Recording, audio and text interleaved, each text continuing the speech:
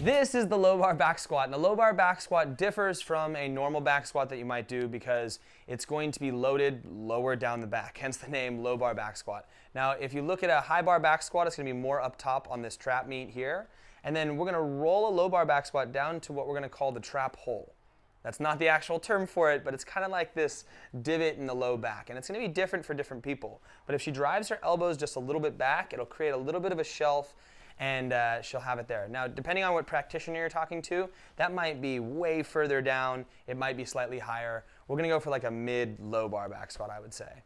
Now, where the actual squat differs is rather than trying to keep your torso super upright as you squat and mimic more of a front squat, we're going to actually cantilever forward, and then reach back with the hips as you go down, trying to make sure that the shin stays relatively vertical. From the bottom, you send the hips back and up and go all the way through there. It is kind of similar to a box squat, the same mechanics and positioning, but it also mimics similar musculature to a deadlift. So if she goes down to this bottom position, she gets down there. If she were to take the bar and put it at her shin, it's kind of similar, go ahead and drive back up, to the position that you would have for pulling off of the ground. So a lot more posterior driven. You're going to find a lot of athletes who are tighter in their hips have a hard time with this movement, but it's a great movement for building strength. Don't poo-poo any squats out there. That's a lesson for all y'all.